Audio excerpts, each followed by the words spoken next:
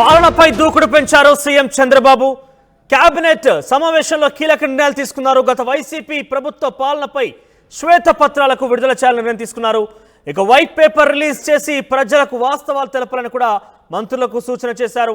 వ్యవస్థలను పరిపాలనను జగన్ ఏ స్థాయిలో ధ్వంసం చేశారో వైట్ పేపర్ ద్వారా ప్రజలకు తెలపాలని మంత్రులకు సూచించారు. పోలవరం, అమరావతి, పర్యావరణం, శాంతి భద్రతలు, ఫైనాన్స్, పవర్, మద్యం అంశాలపై శ్వేతపత్ర విడుదలకు నిర్ణయం తీసుకున్నారు. గంజాయి, డ్రగ్స్ నివారణ పైన కేబినెట్లో చర్చ జరిగింది.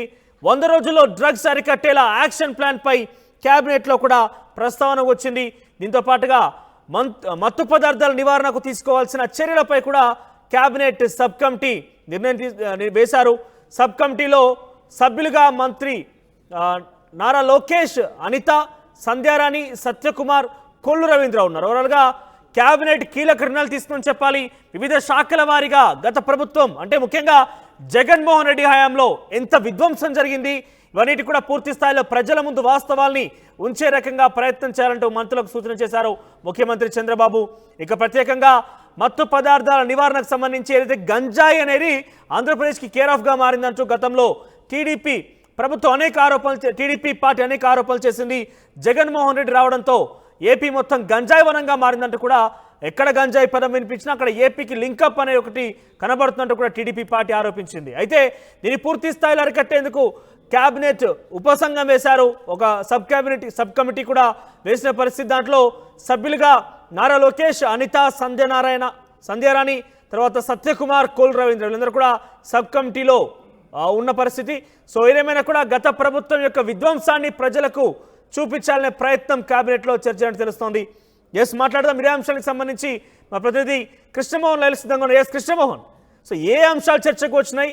శ్వేతపత్రాలు విడుదల చేయడం అంటే గత ప్రభుత్వం యొక్క అవినీతి మొత్తం కూడా వెలికి తీయడం, ప్రజల ముందు ఉంచడమే. సో ఏ శాఖల మీద శ్వేతపత్రాలు విడుదల చేయడానికి మంత్రివర్గం సిద్ధమైంది? దానికి సంబంధించి ఎప్పుడు అంటే అసెంబ్లీ సమావేశాలు ఉండే అవకాశం ఉంది? ఓవరాల్గా అయితే క్యాబినెట్ అయిన తర్వాత మంత్రులతో కాసేపు ఆయన దాదాపుగా అరగంటకు పైగా అందరూ మంత్రుల్ని అధికారులంతా పంపించేసిన తర్వాత మంత్రులతో చంద్రబాబు సమావేశం నిర్వహించారు. చాలా కీలకమైన నిర్ణయాలు అయితే ఆయన అంటే ఒక రకంగా అయితే దిశానిర్దేశం చేశారు. ఆయన కొంత గైడ్లైన్స్ అయితే మంత్రులకి ఇచ్చిన పరిస్థితి. ముందు పని విషయంలో చాలా స్మార్ట్గా పనిచేయండి, అర్ధరాత్రుల వరకు అధికారులతో మీటింగ్స్ అట్లాంటివి చేయకూడదు. రెండవది స్మార్ట్గా పనిచేయడం నేర్చుకోండి, అధికారులతో మీరు సమన్వయం పట్టించుకోవాలి. జిల్లాలో కూడా మీతో పాటు పనిచేస్తున్న సీనియర్ మంత్రులు అంటే గతంలో మాజీ మంత్రులుగా పనిచేసిన నాయకులు అందరూ కూడా కలుపుకుని ఒక నిర్ణయంకి వచ్చి జిల్లా మీద పట్టుని సాధించే ప్రయత్నాలు చేయాలి అనేది చెప్పడం. మరోది అధికారులకు సంబంధించిన వ్యవహారంలో మాత్రం చాలా జాగ్రత్తగా వ్యవహరించండి, చెడ్డ పేరు తీసుకురావద్దు, మీరు మంచి పేరుని తెచ్చుకునే విధంగా అధికారులతో సమయంగా ఉండి వాళ్ళతో మీరు మంచి పేరు తెచ్చుకునే ప్రయత్నం చేయండి అని చెప్పడం. సో ఇవన్నీ అంశాలు వరుసగా చెప్తూనే ఏదైతే గతంలో శ్వేతపత్రాలు అనుకున్నామో, ఒకటి పవర్ కావచ్చు, ఎనర్జీ కావచ్చు, తర్వాత జరుగుతున్న మిగతా విషయాల్లో ఆల్మోస్ట్ అంటే 7-8 అంశాల మీద అమరావతి విషయం, పోలవరం ఇటువంటి విషయాల్లో, తర్వాత ఇప్పుడు జరిగిన పోలవరం డ్యామేజ్ వ్యవహారంలో కావచ్చు, లేకపోతే అమరావతికి సంబంధించిన రాజధాని నిర్మాణం కావచ్చు. సో వీటన్నిటి మీద కూడా శ్వేతపత్రం దాదాపుగా ఎక్సైజ్ అండ్ ఇసుక పాలసీలో జరిగిన ఇది, గనులలో మైనింగ్లో జరిగిన వీటన్నిటి మీద కూడా ఒక శ్వేతపత్రాన్ని మీ శాఖల నుంచి రికార్డ్ చేయండి. ఎప్పుడైతే ప్రభుత్వం అంటే గత ప్రభుత్వంలో ఎంత విధ్వంసమైంది, ఎంత అవినీతికి పాల్పడ్డారో అనే అంశాలని మీరు ప్రజలకి చెప్పినప్పుడే అసలు వాస్తవాలు ప్రజలు తెలుసుకునే ప్రయత్నం చేస్తారు. తద్వారా ప్రజలకి ఉన్న పరిస్థితులు ఏంటి, రాష్ట్ర ఆర్థిక పరిస్థితి ఏంటి, సో ఇక్కడున్న పరిస్థితుల్లో మనం ఎలా ముందుకు వెళ్ళాలి, ఎంత కష్టపడాలి అనే అంశాన్ని ప్రజలు కూడా అర్థం చేసుకుంటారు అనేది చంద్రబాబు సూచించిన పరిస్థితి. మరోవైపు గంజాయి, మత్తు పదార్థాలు వంటి వీటి మీద మాత్రం చాలా సీరియస్గా దృష్టి పెట్టండి. డెఫినెట్గా వీటి మీద మాత్రం మీరు ఒక దృష్టిని పెట్టాల్సిన పని అయితే ఉంది. దీనికి సబ్ కమిటీని కూడా వేసిన పరిస్థితి అయితే కనబడుతుంది. దీంట్లో నారా లోకేష్, తర్వాత అనిత వీళ్ళందరూ కూడా దీంట్లో కమిటీ సభ్యులుగా వేసిన పరిస్థితి అయితే మనం చూస్తున్నాం.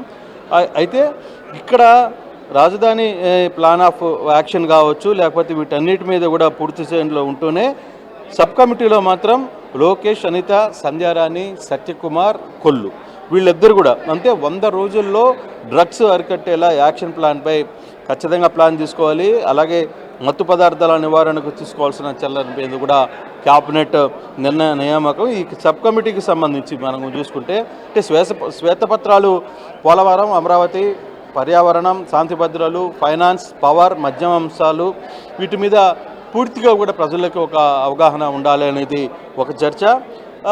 అలాగే ఈ సబ్ కమిటీలో లోకేష్, అనిత, సంధ్యారాణి, సత్యకుమార్, కొల్లు రవీంద్ర ఈ మంత్రుల్ని సబ్ కమిటీలో ఉంచిన పరిస్థితి అయితే ఉంది. అయితే ఒక రకంగా కొత్తగా మంత్రులు దాదాపు ఒక 10 మంది కొత్తగా మంత్రి పదవి బాధ్యతలు చేపడుతున్నారు కాబట్టి వాళ్ళకి ఎలా అధికారంతో మెలగాలి, సీనియర్ నేతలతో ఎలా ఉండాలి, తమ దృష్టికి వచ్చిన అంశాలను ఏ విధంగా ముందుకు తీసుకుని వెళ్ళాలి అనే వాటి మీద సుదీర్ఘమైన చర్చ అయితే చంద్రబాబు మంత్రులకి దిశానిర్దేశం చేసిన పరిస్థితి కనబడుతుంది.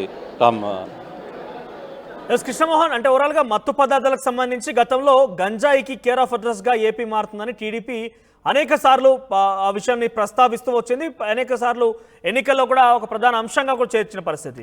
సో దాన్ని సబ్ కమిటీ ఏర్పాటు చేశారు. సో ఏ ప్రణాళికాబద్ధంగా దాన్ని పూర్తిగా నిర్మూలించే అవకాశం ఉంది? ఎస్ మనోజ్, మొదటి నుంచి చంద్రబాబు చాలా కాలంగా చెప్తూ వచ్చారు. అలాగే నారా లోకేష్ కూడా వ్యవహారం మీద చాలా కాలంగా చెప్తూ వచ్చిన పరిస్థితి ఏంటంటే ఆంధ్రప్రదేశ్ మత్తు పదార్థాలకి, గంజాయికి కేర్ ఆఫ్ అడ్రస్గా మారింది. విశాఖపట్నం ఓడరేవల్లో మత్తు దొరుకుతుంది, ఎక్కడ చూసినా గంజాయి దొరుకుతుంది, చిన్న చిన్న గ్రామాలలో విచ్చలవిడిగా గంజాయి అమ్ముతున్నారు అనేది ఆయన మొదటి రోజు నుంచి కూడా ఈ గంజాయి యాక్షన్ ప్లాన్ మీద హోమ్ మినిస్టర్తో కూడా ప్రత్యేకంగా మాట్లాడారు.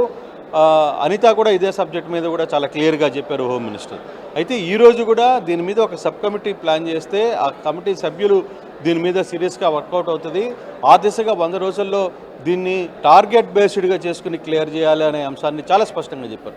ఆ టార్గెట్ బేస్డ్గానే ఉండాలనే నేపథ్యంలోనే లోకేషన్ కావచ్చు, మంత్రి కొల్లు రవీంద్ర కావచ్చు, ఇతర మంత్రులందరినీ కూడా ఇక్కడ ఉంచి ఈ సబ్ కమిటీ ద్వారా దీన్ని నిర్మించాలనేది ప్రధానమైన టార్గెట్గా కనబడుతుంది. ఆ దిశగానే డెఫినెట్గా ఇది 100 రోజుల్లో పూర్తి చేయాలని ఒక దిశానిర్దేశాన్ని మాత్రం చేసిన పరిస్థితి కనిపిస్తుంది.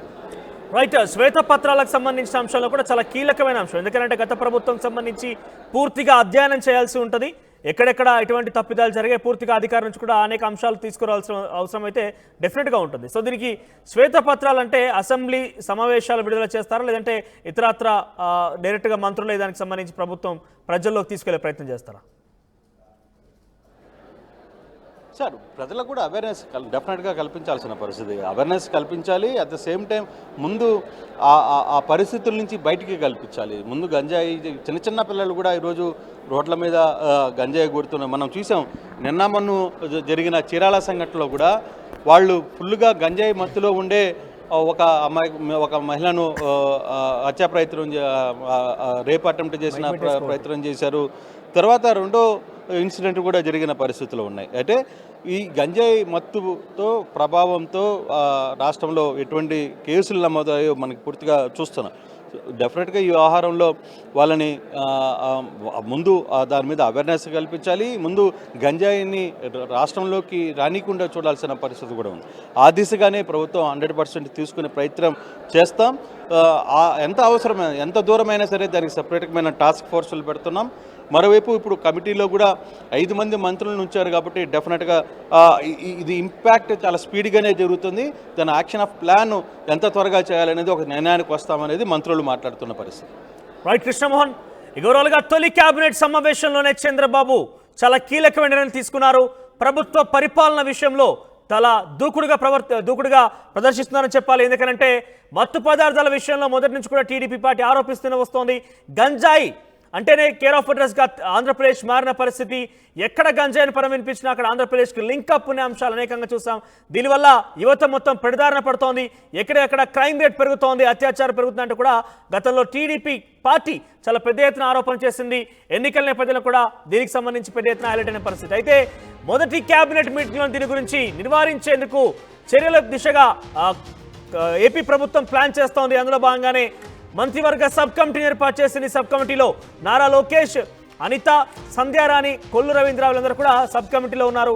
వీటన్నిటితో పాటుగా 100 రోజుల్లోనే డ్రగ్స్ అరికట్టేలా ప్రణాళికలు రూపొందిస్తూ యాక్షన్ ప్లాన్ సిద్ధం చేసింది ప్రభుత్వం. దీంతో పాటుగా వివిధ శాఖల వారీగా గత ప్రభుత్వం ఎన్ని రకాలుగా విధ్వంసాలు చేసింది, ఆర్థిక పరమైన అంశాలు కావచ్చు, మద్యానికి సంబంధించిన అంశాలు కావచ్చు, వీటన్నింటిలో కూడా పూర్తి స్థాయిలో ప్రజలకి అవగాహన కల్పించేలా, ప్రజలకి పూర్తి స్థాయి సమాచారం అందించేందుకు శ్వేతపత్రాల ద్వారా రాష్ట్ర ప్రభుత్వం ప్రజలకి చేరవేయబోతోంది. దానికి సంబంధించి కూడా తాజాగా ఈ కేబినెట్ నిర్ణయం తీసుకోవడం జరిగింది.